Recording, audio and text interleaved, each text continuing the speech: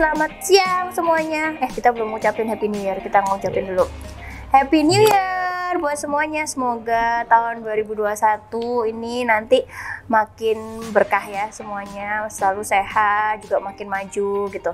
Dr. Rocky, apa pengharapannya? Ya, semoga tahun 2021 menjadi tahun yang lebih baik dari tahun 2020 tepatnya. Amin. Nah, siang ini jarang ya kita bisa ini bareng ya. Jadi kita hari ini mau collab nih guys antara BSD Bincang Santai Derma Pro dengan Twitter Talk with the Doctor. Nah gitu, oke. Nah kali ini aku mau bahasin sesuatu lebih ke untuk Derma Pro SF ya. Jadi buat kalian yang belum tahu, sebenarnya Derma Pro SF itu merupakan suatu bagian dari klinik Derma Pro Jakarta juga. Jadi Derma Pro SF itu adalah klinik Derma Pro yang khusus untuk slimming dan femininity, makanya disingkat jadi SF gitu, oke? Nah jadi kalau di Derma Pro SF itu yang bertugas tuh head dokternya ini Dr. Rocky ya. Kalian bisa follow Instagramnya ya di Derma Pro SF atau Instagramnya Dr. Rocky, dan ada lagi satu lagi Dr. Febri, oke? Nah siang ini kita mau bahasin pertanyaan yang kita temukan banyak sekali di DM-nya Instagramnya Derma Pro SF, oke? Jadi kita bahasnya gantian ya, Dr. Rocky ya. Oke, pertanyaan pertama, silakan. Dok, kenapa sih mendirikan Derma Pro SF padahal kan udah ada Derma Pro juga? Oke, jadi kenapa mendirikan klinik Derma Pro SF padahal udah ada Derma Pro ya? Pada waktu itu, bukan sombong ya Rok ya, kita di gedung yang lama tuh udah penuh banget ya kan. Jadi kita tuh sering rebutan kamar, nih nggak bohong kan emang kayak begitu ya, rebutan kamar ya. Padahal udah di 3 lantai udah nggak bisa dinaikin lagi sampai ke lantai 5 kan. Jadi terus kan masa pandemi gini mostly kebanyakan tuh pasien kita maunya tuh satu ruangan satu. Jadi kita akhirnya memutuskan untuk pindah ke gedung yang baru. Nah kemudian saya juga berpikir kan banyak banget ya waktu itu yang pasien-pasien yang pengen untuk perawatan slimming gitu. Jadi akhirnya saya ini Dr. Rocky untuk lebih mendalamin ke masalah slimming gitu. Jadi nanti pasien akan mendapatkan suatu tempat yang khusus untuk slimming. Jadi udah lengkap dari alatnya, dari obat-obatannya, dari suntikannya juga, dan ditangani oleh dokter-dokter yang memang benar-benar khusus untuk slimming. Dan femininity, kenapa perlu femininity? Karena menurut saya tuh femininity itu sebenarnya suatu masalah yang penting ya. Cuman di Indonesia dipandang sebagai sesuatu yang tabu kan untuk membahas masalah-masalah kewanitaan seperti itu. Dan padahal kan sebenarnya pasien-pasien kita juga banyak ya Dr. Rocky yang pengen perawatan kewanitaan tapi nggak tahu gitu, misalnya dia tuh mau perawatannya kemana, karena kan nggak mungkin kan ke dokter kandungan cuman buat perawatan misalnya keputihan atau perawatan untuk merapatkan vagina, atau misalnya banyak banget kasus-kasus sekarang tuh yang itu loh yang udah usia 40-an ya Dr. Rocky, karena suka kayak ngompol gitu. Sebenarnya itu kan bukan ngompol ya, tapi karena dia udah mulai dinding rahimnya tuh udah mulai kendor gitu. Jadi kita itu berfokus kenapa sih kita nggak mengangkat suatu perawatan yang banyak sekali diminati tapi tergolong tabu.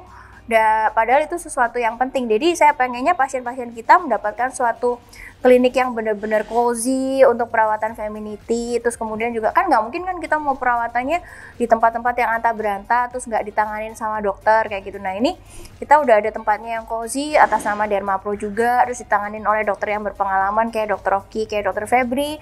Terus alat-alatnya pun udah ini ya dok ya, udah benar-benar bersertifikasi dari Amerika kan, kita punya alat ya. Jadi dari alat Amerika. Abal-abal dok, alat bukan abal-abal guys. bagus. Jadi alatnya benar-benar bagus ya. Terus kemudian juga kalau kita pakai filler-filler juga dari Eropa ya dok ya. Dan kita punya serum-serum, kita punya sabun-sabun itu diformulasikan khusus sama Dr. Rocky. Udah standarnya Derma Pro lah, jadi ya. tenang aja. Terus udah ada badan POM-nya juga. Penting itu ada badan POM. Nah gitu guys, jadi pertimbangannya adalah yang pertama ada tempat yang khusus untuk perawatan femininity. Jadi gedungnya benar-benar terdaftar sebagai klinik ya dok ya. Terus kemudian juga dokternya juga sudah berpengalaman. Terus kemudian juga privasinya jadi terjaga pasiennya. Alat-alatnya juga bukan alat-alat abal-abal, benar-benar dari Amerika. Dan kita pakai kayak misalnya filler, skin boosternya juga dari Eropa. Serum-serum dan sabun-sabunnya pun itu semuanya terstandar Derma Pro dan udah ada badan POM-nya gitu. Jadi buat Pasien-pasien Dermapro itu jangan khawatir karena sebenarnya Dermapro SF itu adalah bagian dari klinik Dermapro. Cuman memang saya nggak praktek di sana. Yang praktek di sana Dr. Oki sama Dr. Febri, tapi semuanya atas supervisi dari klinik Dermapro Jakarta. Gitu guys, oke? Pertanyaan selanjutnya. Ya, pertanyaan kedua ya dok ya. Kalau treatment femininity sendiri kan fokusnya untuk perempuan ya. Nah, kalau dari sisi cowok, pendapatnya mengenai treatment femininity itu seperti apa sih? Oh, berarti giliran saya yang jawab. Ya. Rocky udah berkeluarga atau belum? Sudah. Oke, jadi udah bisa ngomong nih. Bisa ngomong. Oke. Oke. Gak berkeluarga nggak bisa ngomong dok? Mungkin belum tahu rasanya. Kan? Oh gitu. Oke. Yakin kalau belum berkeluarga belum tahu rasanya dok? Kalau saya dulu nggak tahu. Nggak tahu nggak kalau tahu yang di ya. luar sana. Kita kembali ke pertanyaan. Jadi gini, kita kan tahu lah kalau cowok itu tuh makhluk visual. Jadi semuanya kita pasti ngelihat wanita aja mungkin pasti yang pertama dilihat mukanya lah ya dok. Biasanya mukanya cantik, wah udah cewek ini cantik banget, lebih ke arah situ. Nah cuman balik lagi, ternyata wanita itu punya dua muka. Makanya saya bilang biasanya buat laki-laki yang udah berkeluarga dok. Karena kan buat ngeliat muka kedua itu perlu izin dari wanitanya, kan nggak bisa langsung kelihatan dok. Nggak bisa bandingin juga dong dok, tapi dok. Dan kita mungkin bukan dari segi ngebandingin dok, dari penampilan sekarang ngelihatnya kan mungkin kita kalau ngeliat muka wanita ada satu, biasa aja nih, ini cakep banget nih, kan udah bisa ngelihat begitu. Jadi tampilannya sendiri di bagian femininity itu juga secara nggak perlu tahu teori, nggak perlu tahu perbandingan, udah tahu yang mana yang cantik, yang mana enggak. Jadi itu menurut dari segi cowok itu mempengaruhi dong ya penampilan itu ya? jelas dong. Jadi kalau misalnya udah ngelihat, sorry kita ngomong kalau misalnya kan udah kita nggak ngomong dari ini, kita ngomong dari segi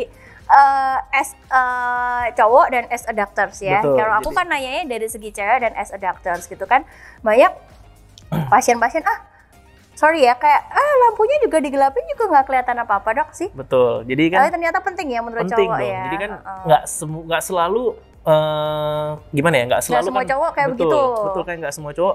Misalnya kayak dokter ada bahas yang gelepin lampu, kan nggak semua cowok mau pas gelap. Dia kan pasti mau, kalau dia apalagi udah berkeluarga, udah lihat istrinya kan nggak mungkin, masa sih nggak ngelihat kan, nggak ini mungkin. makanya ini perbedaan persepsi dari segi cewek dan cowok ya. Kalau menurut dari Betul. segi cewek mungkin ngerasanya itu nggak perlu ya dok ya. Betul. Dan Jadi tapi kalau dari ternyata segi dari cowok, segi cowok perlu. penting gitu ya. Makanya penting. jadi kan yang nah itu yang harus diluruskan. Karena kan dari mungkin di pikiran wanita selama ini ya yang penting itu juga nggak ada yang lihat gitu kan, pasti mikirnya begitu.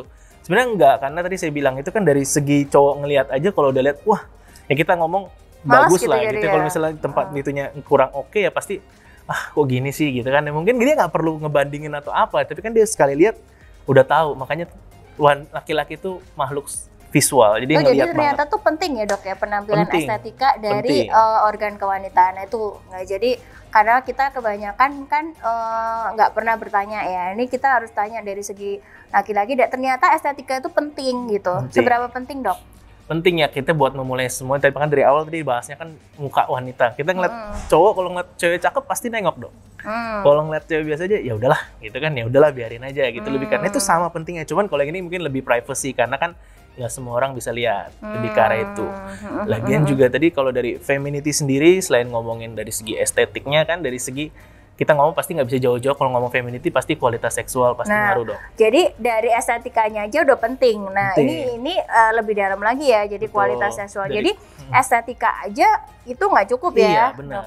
Estetik kan kita lihat. Nah kalau udah estetiknya lolos nih, anggapannya udah udah oke centang nih, ya. bagus. Nah udah terus masuk dong dari segi kualitas seksual. Nah dari treatment femininity itu apa sih yang dibantu dari kualitas seksual gitu kan?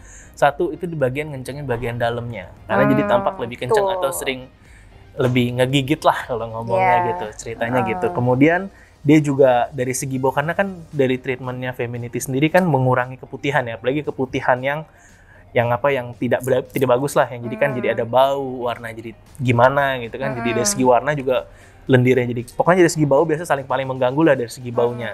Itu buat ngobat, bisa dibilang buat mengurangi si keputihan itu.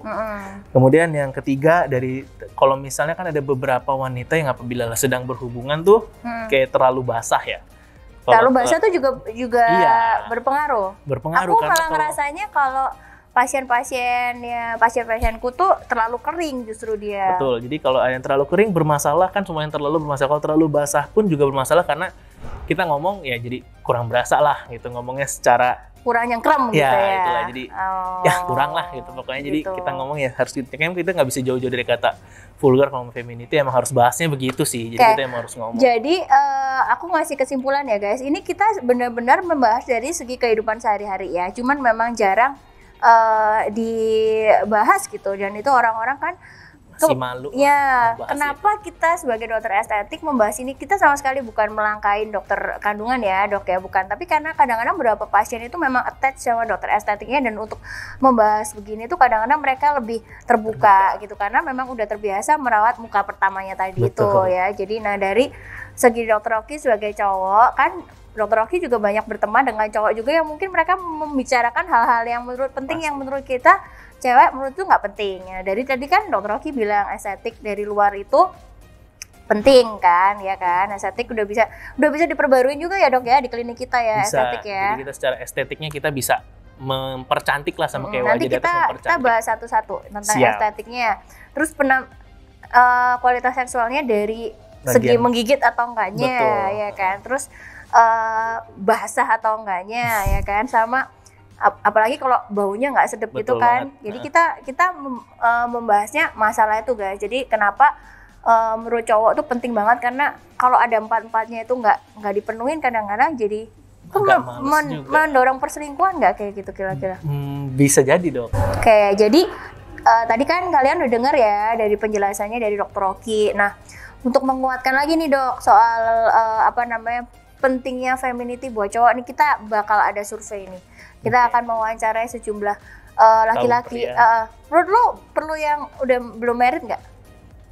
Kalau kita ngomong di milenial nih. Kalau milenial di ibu kota nih, di ibu kota. Ya mau nggak mau, emang kita kan sama-sama tahu ya, semua mau belum married juga ya kita survei aja nanti. Kalau bisa jawab berarti udah tahu. Nah gitu. Jadi ini karena kita bertindak sebagai milenial ya, berpikir dari segi milenial di ibu kota, jadi kita akan survei cowok yang belum menikah maupun sudah menikah ya, bapak-bapak ataupun masih remaja, penting nggak perawatan femininity? Nanti kalian bisa cek ya, ini kita punya survei nih guys, supaya kalian tahu pentingnya perawatan femininity buat cowok. Oke?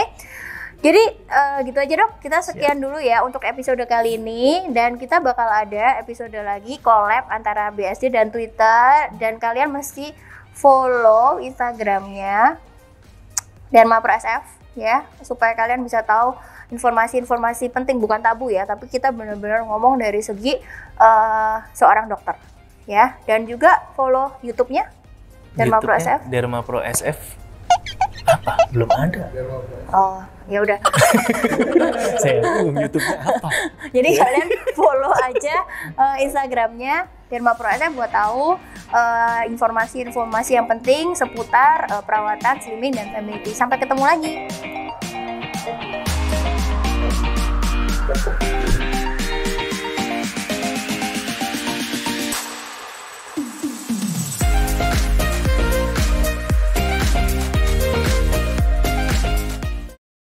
Kalau menurut aku, menjaga daerah kewanitaan itu penting banget, khususnya untuk aku sendiri, karena kebersihan di bagian intim itu penting banget. Penting banget sih buat menjaga keharmonisan keluarga ya kan, menyenangkan suami, itu penting banget kalau buat cewek perawatan. Oke, kalau menurut saya treatment femininity itu penting buat wanita ya. Selain untuk mencerahkan area kewanitaannya, bisa buat menyehatkan juga, dan apalagi buat kita kaum lelaki bisa makin harmonis dan betah di rumah. Menurut saya sih penting banget ya, soalnya kan namanya area organ intim itu harus dijaga banget, pertama dari segi visualnya sama juga kesehatannya. Jadi wanita-wanita modern sih menurut saya harus treatment kayak gini ya, bagus buat ya, entah dia sudah punya pasangan atau belum, seenggaknya nanti kalau dia udah menikah kan juga ya surprise buat salon suaminya lah.